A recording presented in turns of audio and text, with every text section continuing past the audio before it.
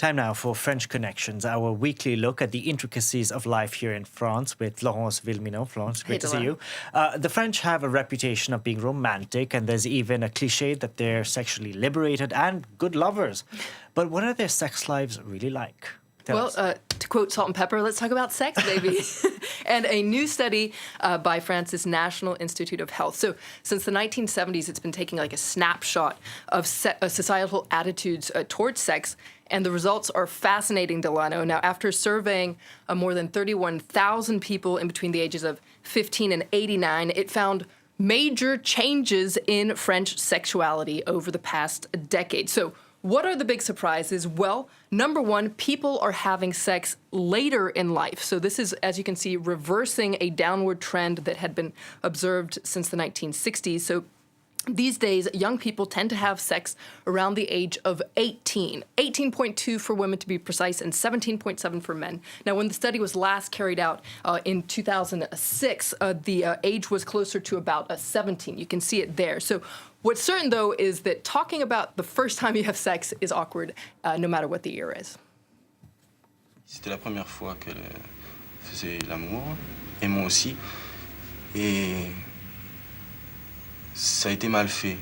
Mais c'est peut-être là que j'en garde le meilleur souvenir. So, Flo, the French are blooming later, if you will, but they're also having less sex, apparently. That's right, and that goes for both men and women. 77% of women, for instance, said that they had been intimate with someone in the past 12 months. That's a 6-point drop since 2006, and 81.6% of men said they had been had been intimate with someone in the last 12 months, a 7-point drop. Now, a drop in frequency isn't necessarily a bad thing, and it's experts say that it's not that the French are more frigid, it's more that actually people are more comfortable to say no.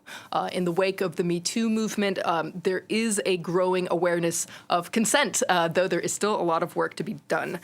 Now, it's also not about quantity necessarily. I was just thinking it's about quality. Quality is very important, and French people are actually reporting an increase in sexual satisfaction, proof that sometimes less can be more, perhaps. Now, this rise in sexual satisfaction might be linked to another finding in the study, which is a more varied sexual practices. French people, for instance, are experiencing more with masturbation, oral sex, and anal sex, although people still have their limits. Il y a des choses taboues, il y a des choses que j'aimerais pas faire en tout cas. Oui, une. Non, sauf évidemment les conduites sadiques ou des choses comme ça, mais sinon... Et pour vous, madame? Je préfère m'abstenir. And now, Flo, we saw an older couple there. According to this report, people are actually staying sexually active for longer. There is hope for us all, Delano. French people are having sex later and later in life. Over half of women over 50 and almost 3/4 of men over 50 are reportedly still sexually active. Now, if their desire is still growing strong, a lot of people say that they do have to adapt to their changing bodies. Un attrait physique qui existe. On se connaît mieux, donc on sait déjà, je veux dire, les plaisirs de l'un et le plaisir de l'autre. Mais je crois que ça devient moins important, tous ces côtés physiques, c'est plutôt la tendresse qui prend le dessus. C'est pas parce qu'on vieillit qu'on n'a plus de désir. Moi, j'ai mis un bon casse-croûte. Vous y pensez quand même, de temps en temps? Oui, de temps en temps. Ouais. J'en rêve.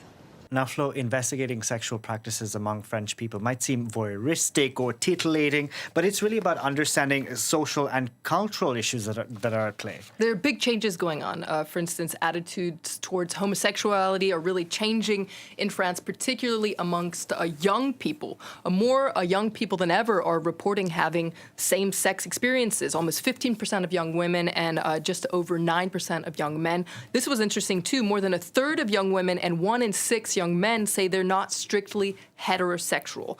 So they're experiencing more with homosexuality. It's really proof that France has come a long way when it comes to attitudes towards homosexuality, as you'll see.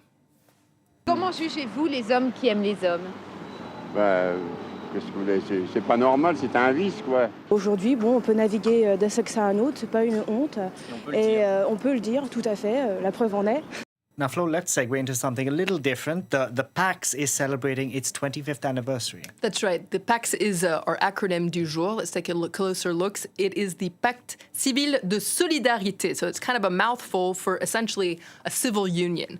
It's a marriage light, if you will. It has a lot of the same advantages as a marriage, but it's easier to get out of. And it was signed into law in 1999, much to the chagrin of conservatives, as it was the very first form of a union for homosexual couples before marriage became legal for everyone in 2013. Now, at the time, conservatives said the PAX is going to bring the end of marriage. It certainly isn't the case.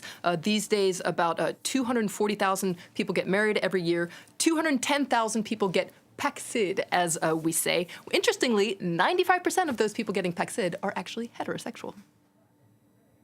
C'est vrai que c'est moins qu'un mariage, c'est plus que juste une vie de tous les jours classique, mais c'est quand même un acte, donc c'est quand même important, je trouve. Moi, je trouve que le mariage, d'abord, ça tue l'amour, et puis ça, en fait, c'est des complications pour pas grand-chose, en fait. So there you have it, Delano. Everything you wanted to know about sex but never dared to ask, the French edition. Thank you very much for that, Flo Villeminot there. And that's all the time we have for. Do check out other editions of French Connections on our website, france24.com.